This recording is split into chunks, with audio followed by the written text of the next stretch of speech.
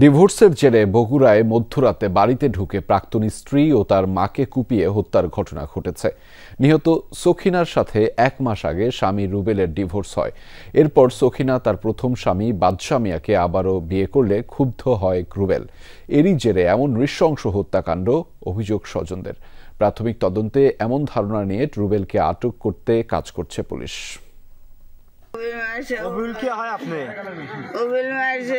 মারা যাওয়ার ঠিক আগ মুহূর্তে আহত বৃদ্ধা আনোয়ারার বক্তব্য জানাচ্ছিলেন কিভাবে মেয়ের ওপর বর্বর হামলা চালায় তারই প্রাক্তন স্বামী।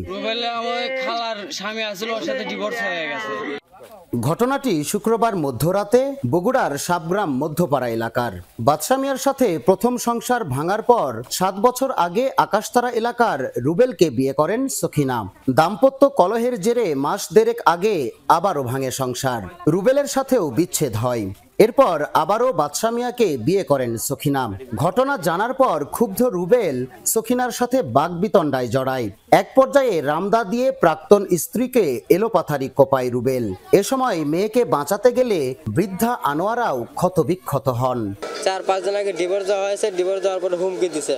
হুমকি দিয়ে বলছে তোকে ধরে মারবো। কাল রাত 11টার দিকে আসে ধরে কুপিয়ে হত্যা করা হয়ে চলে গেছে। আমার ফুফাতো বোন আর ফুফু নৃশংসভাবে রাত 12টায় এসে নৃশংসভাবে তাদের খুন করছে। আমরা এই হত্যার বিচার চাই। ঘটনার পর থেকেই রুবেল পলাতক। পুলিশ বলছে হত্যাকাণ্ডে ব্যবহৃত রামদা জব্দ করা হয়েছে। ঘাতককে গ্রেফতারে অভিযানও শুরু হয়েছে। আসামিকে গ্রেফতারের আমাদের চেষ্টা চলছে। আসামিকে গ্রেফতার করতে পারলেই আমরা বাদ বাকি সব জিনিসগুলোকে আমরা নিয়ে আসতে পারবো। আপাতত যে অস্ত্রটা মানে যে দাটা দিয়ে আঘাত করেছে সেই দাটা উদ্ধার করা হয়েছে। মা মেয়েকে নৃশংসভাবে কুপিয়ে হত্যার ঘটনায় জনমনে উদ্বেগ ও আতঙ্ক ছড়িয়েছে। মেহেরুল সুজন, যমুনা নিউজ, বগুড়া।